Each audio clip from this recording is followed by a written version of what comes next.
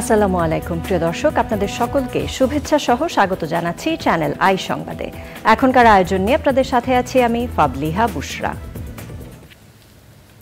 শুরুতেই চলুন দেখে নিই ফ্রেশ প্রিমিয়াম টি সংবাদ শিরোনামগুলো। উপজেলা নির্বাচনের প্রচার শেষ মধ্যরাতে, ভোট বর্জন অগণতান্ত্রিক বলছেন গাজীপুরে বিএনপির প্রার্থী, আর অন্তর্দ্বন্দ্বে আওয়ামী লীগের একাধিক প্রার্থী। প্রথম ধাপের উপজেলা পরিষদ নির্বাচনে চেয়ারম্যান প্রার্থী ৯৪ জন কোটিপতি, রয়েছেন মন্ত্রী এমপির ১৩ স্বজন।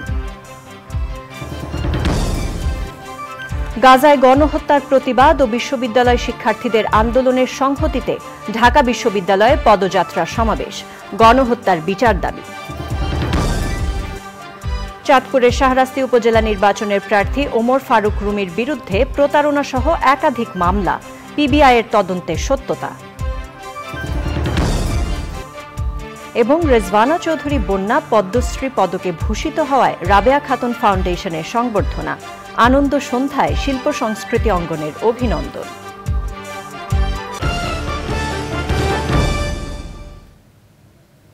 এছাড়াও নিটোল টাটা বিশেষ সংবাদে থাকছে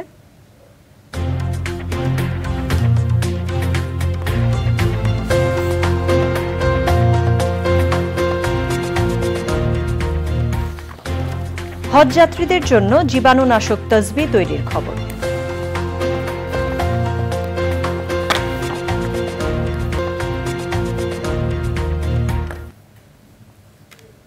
সংবাদ শিরোনামগুলো জানাচ্ছিলাম। এখনকার এই সংবাদ আয়োজন একই সঙ্গে চ্যানেল আইয়ের ইউটিউব চ্যানেল এবং চ্যানেল আইয়ের ওটিটি প্ল্যাটফর্ম আই স্ক্রিনে লাইভ স্ট্রিম হচ্ছে। ৮ই মে প্রথম ধাপের উপজেলা পরিষদ নির্বাচনের প্রচার শেষ হচ্ছে আজ মধ্যরাতে। শেষ মুহূর্তের প্রচার চলছে নির্বাচনী এলাকায়। একদিকে প্রচার, অন্যদিকে নির্বাচনী নানা কৌশল নিয়ে জমজমাট গাজীপুরের ২ উপজেলার ভোটের পরিবেশ। নিজ দলের ভোট বর্জনের সিদ্ধান্তকে অগণতান্ত্রিক ও প্রার্থীদের বহিষ্কারকে নাটক বলছেন চেয়ারম্যান প্রার্থী গাজীপুর জেলা বিএনপির সহসভাপতি। ৭ই জানুয়ারির জাতীয় নির্বাচনের সময়ের অন্তর্দ্বন্দ্বের প্রভাবে মুখোমুখি হয়েছে সরকারি দলের একাধিক প্রার্থী। আলী আসগারের ভিডিও চিত্রে সময় ইসলামের রিপোর্ট। ভাইজান, ভোট কবে? ৮ তারিখ। কি ভোট আপা? উপজেলার ভোট। ভোট দিবেন? হ্যাঁ, ইনশাআল্লাহ দিব। আপনি দিবেন? জি দিব। রাজনীতির মারপ্যাচ সাধারণ মানুষ বোঝে না, তবে বোঝেন ভোট। উপজেলা নির্বাচন নিয়ে গাজীপুরের ২ উপজেলার অবস্থাটা দেখা যাক। ৮ই মে প্রথম দফায় ভোট হবে গাজীপুর সদর ও কাপাসিয়া উপজেলায়। অবাক করা রাজনীতির সমীকরণ সদরে। নিজ দলের নির্দেশ অমান্য করে চেয়ারম্যান পদে লড়াইয়ে নেমেছেন জেলা বিএনপির সহসভাপতি অধ্যক্ষ ইজাদুর রহমান মিলন। তার কথা, এসি রুমে বসে কেন্দ্রের ভোট বর্জনের সিদ্ধান্ত তৃণমূলকে সর্বশান্ত করে রেখেছে। সাবেক এই উপজেলা চেয়ারম্যান জানালেন, দল তার সঙ্গে বহিষ্কারের নাটক করেছে, কারণ তিনি এখনো কোনো চিঠি পাননি। আমি বহিষ্কারের কোনো কাগজই পাইনি, নাটক। আমি কোনো কাগজই পাইনি। তাহলে কাকে বহিষ্কার? আমি জানি না, কথা শেষ শুনলাম না। আমার সাধারণ মানুষের কারণে আমার এত খারাপ লেগেছে, জানি না। আমি অসুস্থ হয়ে গেছি, আমি মানুষ ছাড়া বাঁচতে পারি না। আসলে নির্বাচনে না আসলে পরিবর্তন নির্বাচন ছাড়া তো সম্ভব না। আমার কোনো গডফাদারও নাই, আমার উপরে আল্লাহ আছে। একই উপজেলায় ভোটের লড়াইয়ে আছেন সদ্য বিদায়ী উপজেলা চেয়ারম্যান অ্যাডভোকেট রিনা পারভিন। নিজ দলের আরও ৩ প্রার্থী থাকলেও তার মূল প্রতিপক্ষ বিএনপি। তবে রিনার দাবি, তাকে সরাতে অন্য দলের পাশাপাশি নিজ দলেও চলছে ষড়যন্ত্র। তারা তাকে বহিষ্কার করছে আজীবনের জন্য, প্রাথমিক সদস্য নাই। তাইলে উনি কিভাবে, মানে উনি শুধু কালো টাকার জন্য। আমি উপজেলার রানিং চেয়ারম্যান, তার মানে আমাকে যে টাকা, তার মানে আমি তো আওয়ামী লীগের প্রতিনিধিত্ব করছি। যারা দাঁড়াইছে তারা তো আওয়ামী লীগের এই পর্যায়ের নেতা না। তাহলে আওয়ামী লীগকে ঠেকানোর জন্য আওয়ামী লীগ সহ বিএনপি সহ সবাই ষড়যন্ত্র করতেছে, আমি মনে করব। পাশের উপজেলা কাপাসিয়া একেবারে গড়ের মাঠ। এখানে ভোটের মাঠে বিএনপির অস্তিত্ব নেই। সব প্রার্থী সরকারি দলের। উপজেলায় মন্ত্রী ও এমপিদের প্রভাব না থাকায় স্বস্তিতে প্রার্থীরা। তবে দলে ভাঙন ও প্রতীক না দেওয়ায় হতাশ তারা। আমরা তাই মনে করি যে দলটা 2 ভাগে বিভক্ত হচ্ছে, এটা না হইলে ভালো হইতো। যে একই দলের 2 জন না হইলে ভালো হইতো, ওরাও যদি ভোটে আসতো তাহলে ভালো হইতো। বিএনপি যাদের দলের বর্তমানে পদ পোস্ট পজিশন আছে, তারা যেন কেউ আমার নির্বাচন করতে না পারে, এবং তাদেরকে হুমকি দেওয়া হচ্ছে। প্রার্থী সহ অনেকেই হুমকি দিচ্ছেন। 2 উপজেলায় 8ই মে ভোট দিবেন প্রায় 4.5 লাখ ভোটার। ভোটের মাঠে কিছু রাজনীতির সমীকরণ ভোটের হাওয়াটাকে একদম পাল্টে দেয়। উপজেলা ভোটে সেই বদলে যাওয়া হাওয়াটার নামই হচ্ছে বিএনপি, অর্থাৎ তারা কিন্তু সেন্ট্রালের নির্দেশ উপেক্ষা করে তৃণমূলের বহু নেতা বহু উপজেলায় প্রার্থী হয়েছে।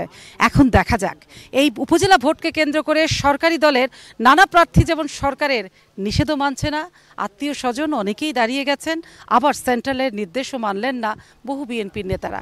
এখন এই যে নির্দেশ না মেনেই সব পক্ষ ভোটে আছে, এখন দেখা যাক 8 মে কোন পক্ষ বেশি পাল্লা ভারী করে বিজয়টা ছিনিয়ে আনতে পারে। গাজীপুরের কাপাসিয়া থেকে শোভা ইসলাম, চ্যানেল আই। প্রথম ধাপের উপজেলা পরিষদ নির্বাচনে চেয়ারম্যান পদপ্রার্থী 94 জন কোটিপতি। মন্ত্রী এমপির স্বজন আছেন 13 জন। ট্রান্সপারেন্সি ইন্টারন্যাশনাল বাংলাদেশ টিআইবি জানিয়েছে নির্বাচনে ব্যবসায়ীদের সংখ্যা বেশি।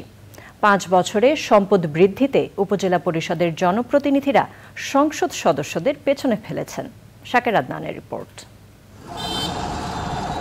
8 মে প্রথম ধাপে 152টি উপজেলা নির্বাচন হতে যাচ্ছে। এর মধ্যে 144টি উপজেলায় প্রার্থীদের হলফনামা প্রকাশ করলেও বাকি 8টির হলফনামা নির্বাচন কমিশন প্রকাশ করেনি। এবারের ধাপে মোট প্রার্থী 1606 জন। এর মধ্যে চেয়ারম্যান পদে 560 জন, ভাইস চেয়ারম্যান পদে 611 জন এবং নারী ভাইস চেয়ারম্যান পদে প্রার্থী 435 জন। সংবাদ সম্মেলনে টিআইবি বলছে চেয়ারম্যানদের 94 জন কোটিপতি। চেয়ারম্যান পদপ্রার্থীদের প্রায় 70% ব্যবসায়ী, 11% বেশি প্রার্থী কৃষিকাজ, 6% বেশি প্রার্থী আইনজীবী এবং 4% বেশি শিক্ষক। টিআইবি বলছে প্রথম ধাপে মন্ত্রী এমপির স্বজন রয়েছেন 13 জন। এর মধ্যে প্রার্থী হওয়ায় এগিয়ে আছেন মন্ত্রী এমপিদের ছেলে, ভাই এবং জামাতা। আমরা কিন্তু সার্বিক চিত্র যে এই যে যারা প্রার্থী হচ্ছেন তাদের আসলে চিত্রটা কি, তারা কেমন, তারা কোন ব্যাকগ্রাউন্ডের, কি তাদের বিজনেস ইন্টারেস্ট, এগুলো আমরা দেখার চেষ্টা করেছি। টিআইবির মতে অধিকাংশ প্রার্থী ব্যবসায়ী হওয়ায় জনস্বার্থ নয় বরং ব্যক্তি স্বার্থ প্রাধান্য পাবে। যারা একেবারেই 10 টাকা 12 টাকা আয় দেখেছে সেটা কি বিশ্বাসযোগ্য, যথেষ্ট? এটা নিয়ে প্রশ্ন উঠতে পারে। তাহলে কেন তথ্য গোপন করেছেন? তথ্য গোপন করার একটা অপরাধ।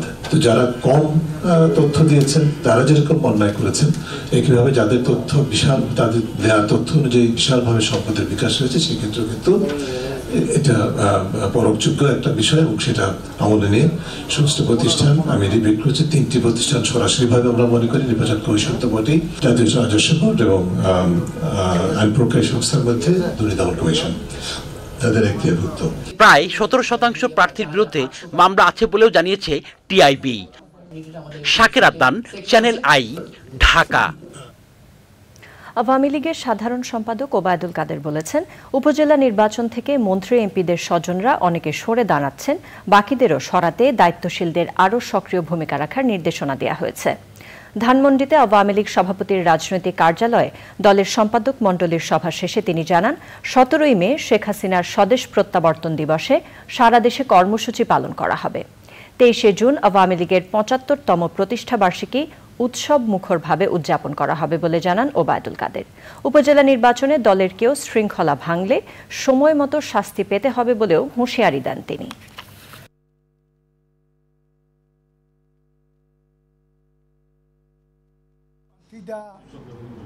যাচাই বাছাইয়ে টেকেনি, তো এরকমও আছে। তাদের নিবৃত্তকরণের জন্য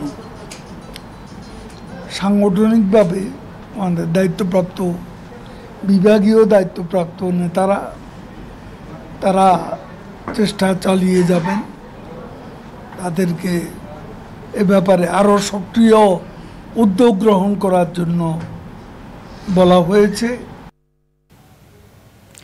গাজায় চলমান গণহত্যার প্রতিবাদ ও কলম্বিয়া বিশ্ববিদ্যালয়ে আন্দোলনরত শিক্ষার্থীদের প্রতি সংহতি জানিয়ে ঢাকা বিশ্ববিদ্যালয়ে পদযাত্রা ও সমাবেশ হয়েছে।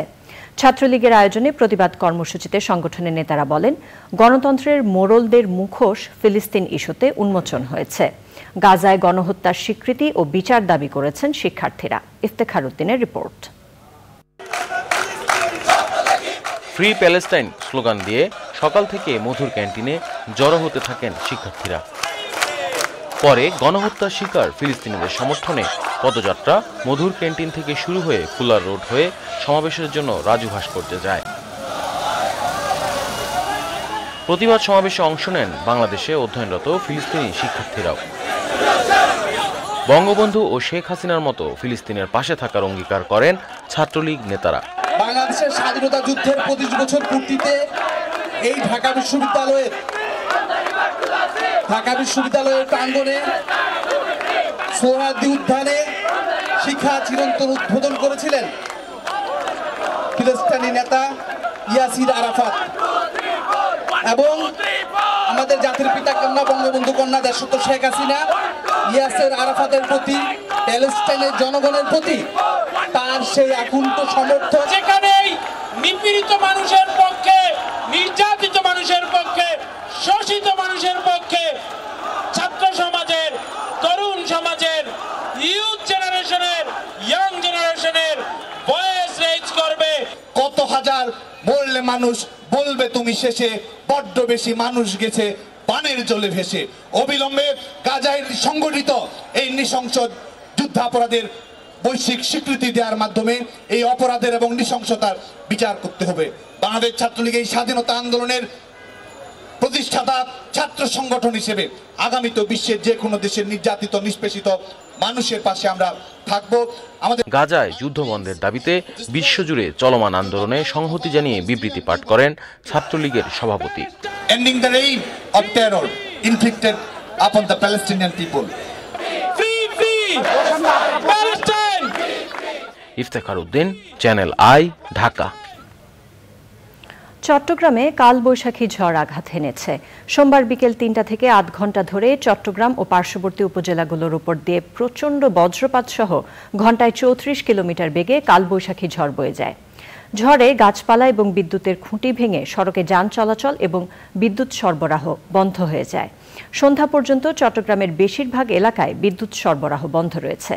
আনোয়ারা, বাঁশখালী, হাটহাজারী এবং সীতাকুণ্ড সহ বিভিন্ন উপজেলায়ও গাছপালা এবং বিদ্যুতের খুঁটি ভেঙে পড়েছে।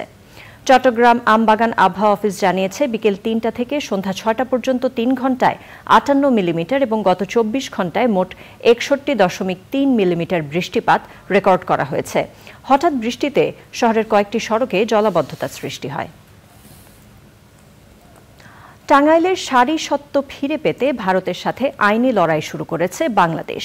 শিল্প মন্ত্রণালয় হাইকোর্টকে জানিয়েছে, এজন্য ভারতের নামকরা আইনি প্রতিষ্ঠান মেশন অ্যান্ড অ্যাসোসিয়েটকে নিয়োগ দেওয়া হয়েছে।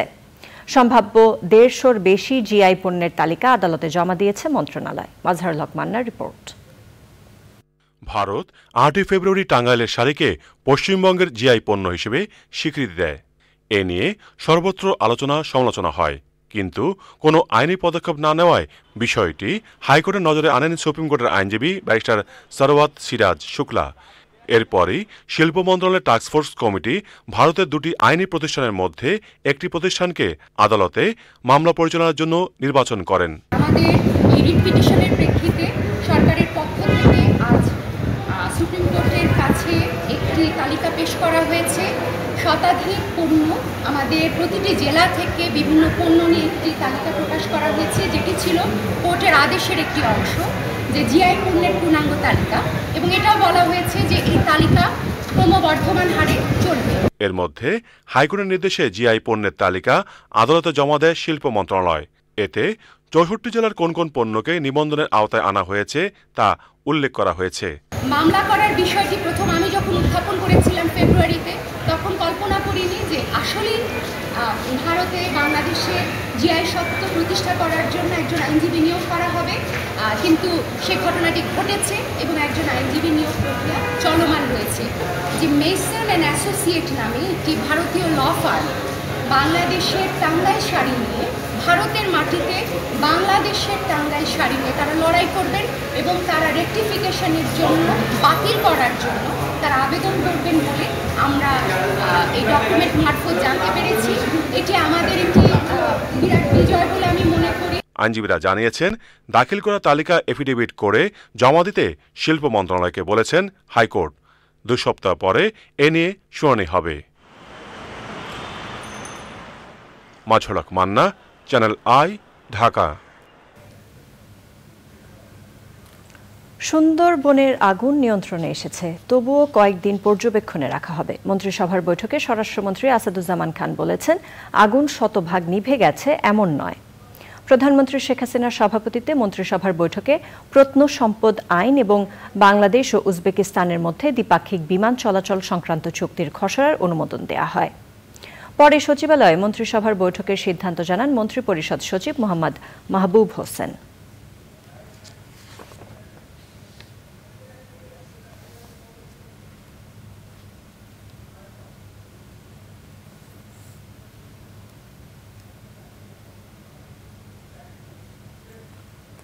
বাগেরহাটের মোড়লগঞ্জ উপজেলায় সুন্দরবন পূর্ব বন বিভাগের আওতাধীন চাঁদপাই রেঞ্জের আমরবুনিয়া ক্যাম্পের বনাঞ্চলের আগুন ৪৩ ঘণ্টা পর পুরোপুরি নিভে গেছে বলে জানিয়েছেন বিভাগীয় বন কর্মকর্তা কাজী মোহাম্মদ নুরুল করিম।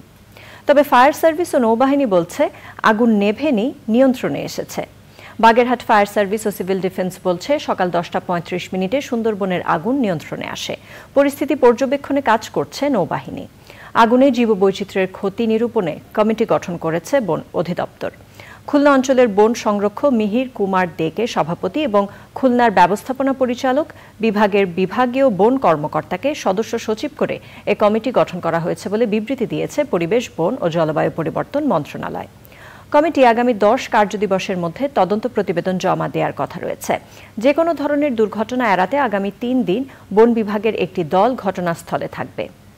আর যাতে আগুনের ঘটনা না ঘটে সেজন্য পরিস্থিতি পর্যবেক্ষণে ও দ্রুত ব্যবস্থা নিতে ড্রোনের মাধ্যমে নজরদারি করা হচ্ছে।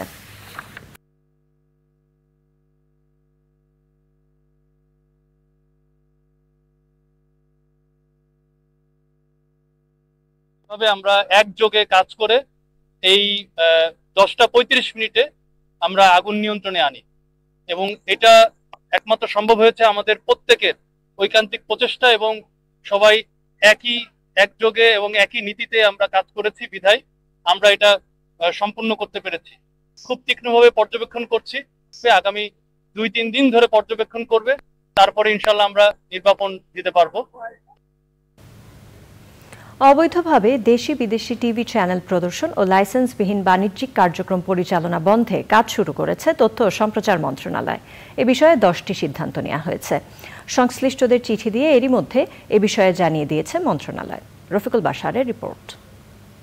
বাংলাদেশের নিরাপত্তা, রাজস্ব বাড়ানো, বিদেশে অর্থ পাচার রোধ এবং দেশের শিল্প, সাহিত্য, সংস্কৃতি ও মূল্যবোধ সংরক্ষণের জন্য অবৈধ কার্যক্রমের বিরুদ্ধে ব্যবস্থা নেওয়া শুরু করেছে তথ্য ও সম্প্রচার মন্ত্রণালয় এবং ডাক, টেলিযোগাযোগ ও তথ্য প্রযুক্তি মন্ত্রণালয়। 2 মন্ত্রণালয়ের যৌথ সিদ্ধান্ত অনুযায়ী লাইসেন্স ছাড়া দেশি বিদেশি কোনো টেলিভিশন চ্যানেল বাণিজ্যিক কার্যক্রম পরিচালনা করতে পারবে না। ক্লিন ফিট ছাড়া বিদেশি চ্যানেল কিংবা অননুমোদিত কোনো চ্যানেল ডাউনলিঙ্ক, সম্প্রচার, সঞ্চালন ও বিতরণ করতে পারবে না। টিভি চ্যানেল স্ট্রিমিং এর অ্যাপসগুলো ব্যবহারে উদ্বুদ্ধ করে প্রচার করা কিংবা এ ধরনের অ্যাপস সেট টপ বক্সে ইনস্টল করে বিক্রি করা সম্পূর্ণ অবৈধ হবে। অনুমোদিত চ্যানেল ছাড়া অন্য কোনো চ্যানেল বাংলাদেশে ডাউনলিঙ্ক, বিপণন, সঞ্চালন ও সম্প্রচার করতে পারবে না। কোনো ব্যক্তি বা প্রতিষ্ঠান ক্লিন ফিট ছাড়া বিদেশি টিভি চ্যানেলের অনুষ্ঠান সম্প্রচার বা সঞ্চালন করতে পারবে না। সরকার অনুমোদিত চ্যানেল ছাড়া নিজস্ব কোনো অনুষ্ঠান, ভিডিও, ভিসিডি, ডিভিডির মাধ্যমে অথবা অন্য কোনো উপায়ে কোনো চ্যানেল বাংলাদেশে বিপণন, সঞ্চালন ও সম্প্রচার করতে পারবে না। লাইসেন্স ছাড়া অন্য কোনো ব্যক্তি বা প্রতিষ্ঠান টিভি চ্যানেল বা অনুষ্ঠান সঞ্চালন বা সম্প্রচার করতে পারবে না। নীতিমালা বহির্ভূত, অবৈধ বা অননুমোদিতভাবে সম্প্রচার কাজে জড়িত ব্যক্তি বা প্রতিষ্ঠানের বিরুদ্ধে আইনানুগ ব্যবস্থা নেবে তথ্য মন্ত্রণালয়। Rafiqul Bashar, channel I, Dhaka. চাঁদপুরে শাহরাস্তি উপজেলা পরিষদ নির্বাচনে প্রতিদ্বন্দ্বিতাকারী প্রার্থী ওমর ফারুক রুমির বিরুদ্ধে ঠিকাদারি কাজে অংশীদারির নামে প্রতারণা সহ একাধিক মামলা রয়েছে। পিবিআইয়ের তদন্তে মামলার অভিযোগের সত্যতা পাওয়া গেছে। আদালত সমন জারি করার পরও এই ব্যক্তি হাজির হননি বলে অভিযোগ রয়েছে। ইফতেখার উদ্দিনের অনুসন্ধানী প্রতিবেদন। চাঁদপুরের শাহরাস্তি উপজেলা চেয়ারম্যান পদে আনারস মার্কায় প্রতিদ্বন্দ্বিতা করছেন ওমর ফারুক রুমি। তার বিরুদ্ধে ঠিকাদারি কাজে অংশীদারির নামে অর্থ আত্মসাৎ ও প্রতারণার 2টি মামলা রয়েছে। মামলার নথি থেকে জানা যায়, মানিকগঞ্জের সাটুরিয়ার গাজীখালী নদীর 15 কিলোমিটার খাল খননের ঠিকাদারি কাজে অংশীদারির নামে ওমর ফারুক 2020 সালে বিয়ন্ড মিডিয়ার কাছ থেকে বিভিন্ন সময় মোট 3.5 কোটি টাকা নেন। পরে কাজটি না হলেও সেই টাকা ফেরত দেননি ওমর ফারুক। টাকা পরিশোধে এক পর্যায়ে বিয়ন্ড মিডিয়াকে 25 লাখ টাকার 2টি চেক দেন তিনি। তবে চেকের বিপরীতে তহবিল অপ্রতুল উল্লেখ করে চেক ফেরত দেয় আইএফআইসি ব্যাংকের বনানী শাখা। আসামি ওমর ফারুক রুমির বিরুদ্ধে যে অভিযোগ, অগ্রিম টাকা নিয়েছিলেন এক ঠিকাদারি প্রতিষ্ঠানের কাছ থেকে, তিনি অগ্রিম টাকা নিয়ে কিছু কাজ করছে এবং বাকি কাজ করে নাই। পিবিএর তদন্ত প্রতিবেদনে স্পষ্ট করে সে কথা বলা আছে যে তিনি এই যে আসামি ওমর ফারুক রুমি এই টাকা আত্মসাৎ করেছেন এবং মাননীয় আদালত পিবিএর তদন্ত প্রতিবেদন গ্রহণ করে এই আসামি ওমর ফারুক রুমিকে আদালতে হাজিরের নির্দেশ দিয়েছেন। তার বিরুদ্ধে প্রতারণা, অর্থ আত্মসাতের মামলা সহ একাধিক মামলা ঢাকার আদালতে চলমান রয়েছে। আগামী ধার্য তারিখে মাননীয় আদালতের কাছে আসামি ওমর ফারুক রুমির বিরুদ্ধে গ্রেপ্তারি পরোয়ানা জারির আবেদন করা হবে, কারণ সে সমন এড়ানোর চেষ্টা করতেছে। এ বিষয়ে অভিযুক্ত ওমর ফারুক রুমির কাছে জানতে চাইলে তিনি বিষয়টি অস্বীকার করেন। আমার সাথে বিয়ন্ড মিডিয়ার কোনো লেনদেন নাই, আমি তো সেটা জানি না। আমার তো চেক ব্যবসা করে মানুষের চেক কত জায়গায় থাকে, এখন ও কিভাবে চেক কি করলো না করলো সেটা তো আমি জানি না। আর আমার মামলা ডিফেন্স নেওয়ার জন্য সে দিচ্ছে কিনা সেটা আমি জানি না, তাই না? আপনি যদি মনে করেন যে কোর্টে মামলা আছে তাহলে কোর্ট ফেস করবে, তাই না? একটা অতথ্য জিনিসকে নিয়ে আমাকে বারবার কেন আপনি কোশ্চেন করবেন? আপনি তথ্যবহুল বিষয় নিয়ে কোশ্চেন করবেন। ওমর ফারুক রুমির বিরুদ্ধে মামলা দুটি চিফ মেট্রোপলিটন ম্যাজিস্ট্রেট আদালত ঢাকায় বিচারাধীন রয়েছে। Iftekhar Uddin, channel I, Dhaka. Milton Samaddar আত্মীয় স্বজনদের না জানিয়ে বিভিন্ন এজেন্টের মাধ্যমে প্রতিবন্ধী ও প্রবীণদের খুঁজে খুঁজে আশ্রমে আনতেন বলে জানিয়েছেন ডিবি প্রধান হারুনুর রশিদ। সাংবাদিকদের তিনি বলেছেন, এরপর ওই বাসিন্দাদের ভাগ্যে কি ঘটে তাদের স্বজনরা তা জানতে পারতেন না বলেই মৃত ও নির্যাতনের শিকার ব্যক্তিদের স্বজনদের কোনো সুনির্দিষ্ট অভিযোগ পাওয়া যাচ্ছে না। বর্তমানে শামসুল হক ফাউন্ডেশন আশ্রমে থাকা প্রবীণ ও প্রতিবন্ধী শিশুদের দায়িত্ব নিয়েছে বলেও জানিয়েছেন তিনি। এনামুল কবির রূপমের রিপোর্ট। নকল মৃত্যু সনদ তৈরির মামলায় রিমান্ড শেষে এখন শিশু পাচার মামলায় 4 দিনের রিমান্ডে মিল্টন সমাদ্দার নানা তথ্য দিচ্ছেন বলে জানিয়েছেন গোয়েন্দারা। তাকে আটক করার পর ডিবির অনুরোধে আশ্রমে থাকা প্রবীণ ও প্রতিবন্ধী শিশুদের দেখভালের দায়িত্ব নিয়েছে শামসুল হক ফাউন্ডেশন। আমরা অন্তর থেকে সম্মত হয়েছি এবং আমরা চেষ্টা করব ওদের আগামীতে যাতে খাওয়ার দাওয়ার চিকিৎসা কোনো অসুবিধা না হয়। শিশু পাচার মামলায় মিল্টন সমাদ্দারের রিমান্ড চলছে। তার আশ্রমে ভুয়া মৃত্যু সনদ তৈরির প্রমাণ মিললেও কতজন বাসিন্দা মারা গেছেন এবং কোথায় তাদের দাফন করা হয়েছে জানতে পারেননি গোয়েন্দারা। তার অনেক কালেক্টর আছে যারা বিভিন্ন জায়গা থেকে তারা এতিম বাচ্চা, বয়স্ক, প্যারালাইজড, ব্রাক প্রতিবন্ধী, মানসিক ডিসঅর্ডার এই মানুষগুলি কালেকশন করে এনে তাদের কাছে দেয়। এখন তাদের স্বাভাবিক কারণেই এই লোকগুলি আত্মীয় স্বজনের খোঁজখবর তো কেউ জানে না। ডিবি প্রধান বলেছেন, মিল্টন নিয়মিত ইয়াবা সেবনের কথা জানালেও কোথা থেকে তা সংগ্রহ করতেন তা জানাননি। Enamul Kabir Rupam, channel I, Dhaka. উপমহাদেশের বরেণ্য সঙ্গীত শিল্পী রেজওয়ানা চৌধুরী বন্যা পদ্মশ্রী পদকে ভূষিত হয় তাঁকে সংবর্ধনা দিয়েছে কথাসাহিত্যিক রাবেয়া খাতুন ফাউন্ডেশন। রবিবার সন্ধ্যায় রাজধানীতে এ আনন্দ সন্ধ্যায় দেশের শিল্প সংস্কৃতি অঙ্গনের বিশিষ্টজনেরা যোগ দেন। লায়লা নসীনের রিপোর্ট।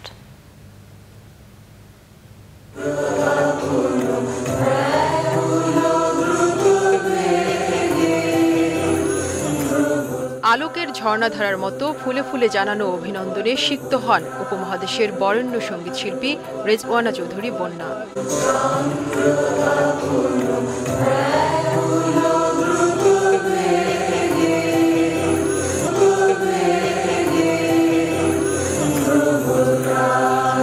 ভারতের রাষ্ট্রপতি দ্রৌপদী মুর্মুর হাত থেকে দেশটির চতুর্থ সর্বোচ্চ বেসামরিক সম্মাননা পদ্মশ্রী পদক গ্রহণের পর থেকেই উপমহাদেশের বিশিষ্ট এই সঙ্গীত শিল্পীকে অপার ভালোবাসা ও শুভেচ্ছা জানাচ্ছেন দেশবাসী। সম্মানজনক এই পদক অর্জনে শিল্পীকে এবার শ্রদ্ধা সংবর্ধনায় সিক্ত করল রাবেয়া খাতুন ফাউন্ডেশন। উপহার দেয়া হয় সোনার থালা। আমি যেমন আমার রান্নার কাজই করি, অন্য কোনো কাজ করি না, সত্যি কথা যেটা।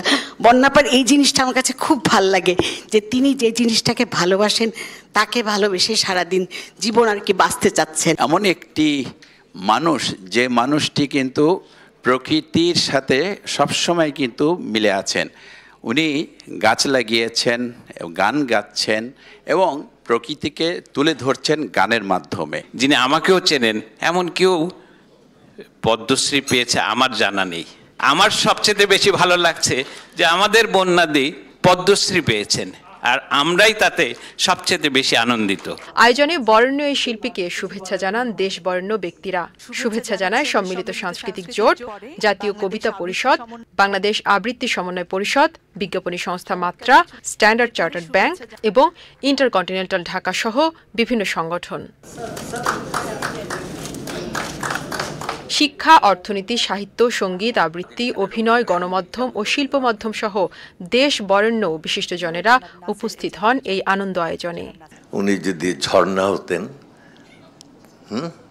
তাহলে স্নিগ্ধ ঝংকারে হয়তো ছড়িয়ে যেতেন, কিন্তু উনি ঝর্ণা নন, উনি বন্যা। কেমন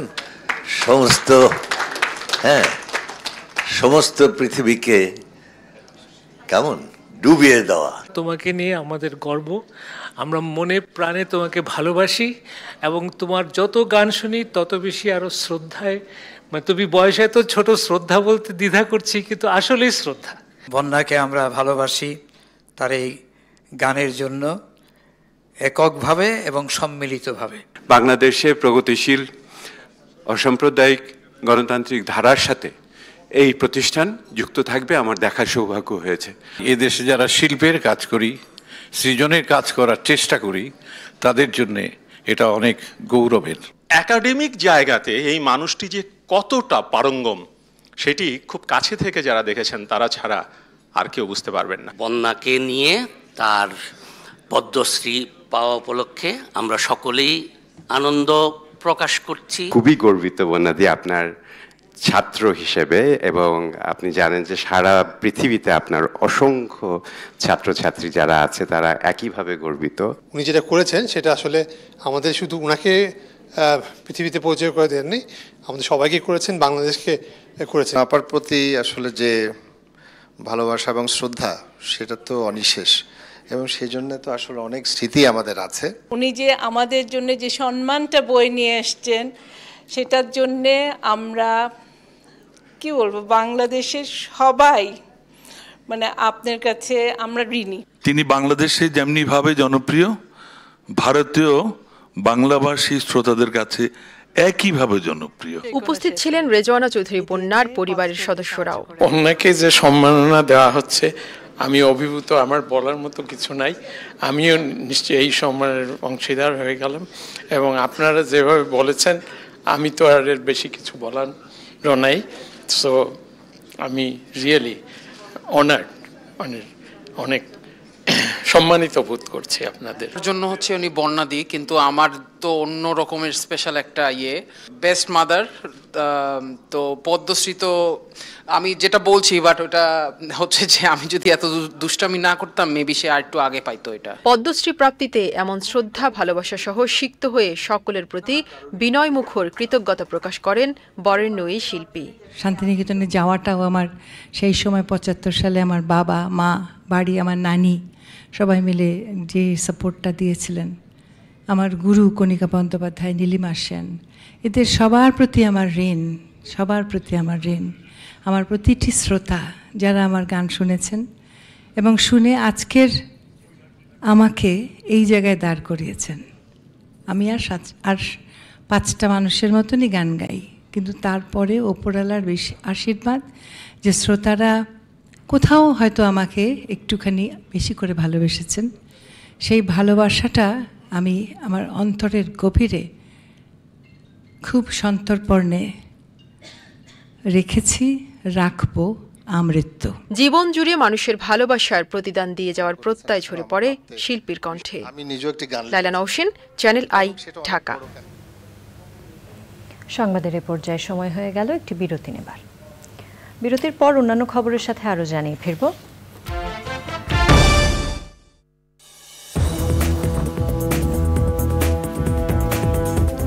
বিরতির পর আবারও আমন্ত্রণ চ্যানেল আই সংবাদে।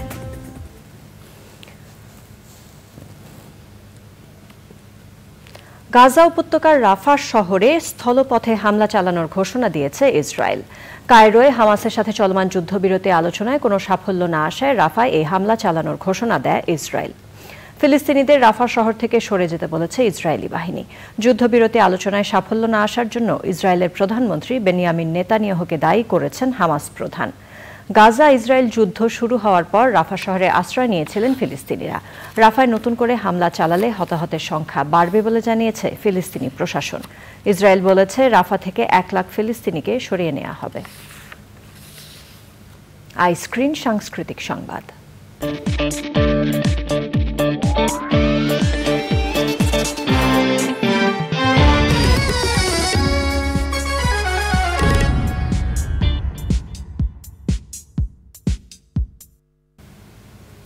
বিনোদনের স্মার্ট দুনিয়া ওটিটি প্ল্যাটফর্ম আইস্ক্রিন। এই প্ল্যাটফর্মে প্রদর্শন করা হচ্ছে ক্লাসিক সব সিনেমা ও সিরিজ নাটক। এরই ধারাবাহিকতায় বিশ্বকবি রবীন্দ্রনাথ ঠাকুরের 163তম জন্মদিনকে ঘিরে আইস্ক্রিনে প্রদর্শন করা হবে বিশেষ অনুষ্ঠান। রয়েছে চলচ্চিত্র তুমি রবে নীরবে, বিশেষ টেলিফিল্ম অরণি, জাপানে রবীন্দ্রনাথ এবং গান দিয়ে শুরুর বিশেষ আয়োজন। 8ই মে থেকে দর্শক অনুষ্ঠানগুলো আইস্ক্রিনে উপভোগ করতে পারবেন। নিটোল টাটা বিশেষ সংবাদ।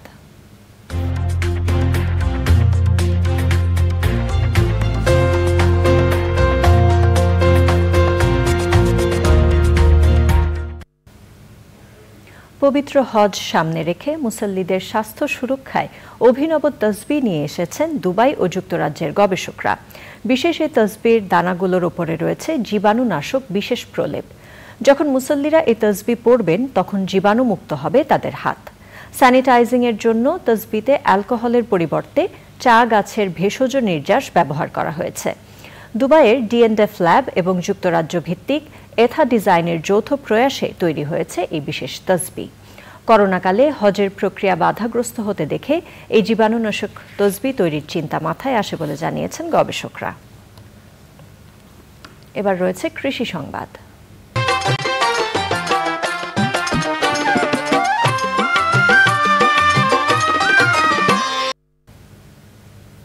ভোলায় জলবায়ু সহিষ্ণু বাউ মুরগির চাহিদা বাড়ছে। সব ঋতুতে লালন পালন করতে পারায় এরই মধ্যে এ অঞ্চলে বেশ কয়েকটি বাউ মুরগির খামার গড়ে উঠেছে। খামারি, বাচ্চা সরবরাহকারী, খাদ্য বিক্রেতা ও ক্রেতার মধ্যে সমন্বয় থাকায় সহজেই বাজারজাত করা যাচ্ছে বাউ মুরগি। এবার জানাবো প্রকৃতি সংবাদ।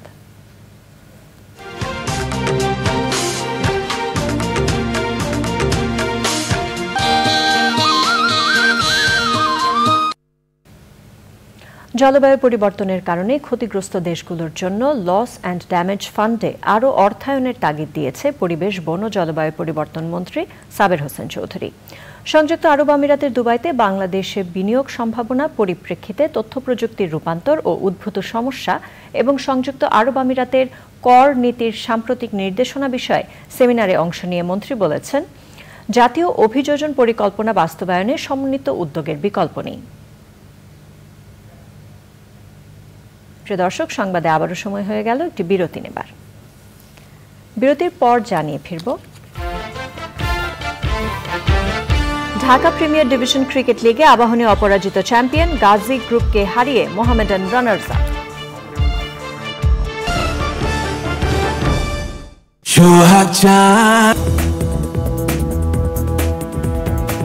বিরতির পর সাথে থাকার জন্য ধন্যবাদ সবাইকে। ফিরে এলাম খেলার খবর নিয়ে।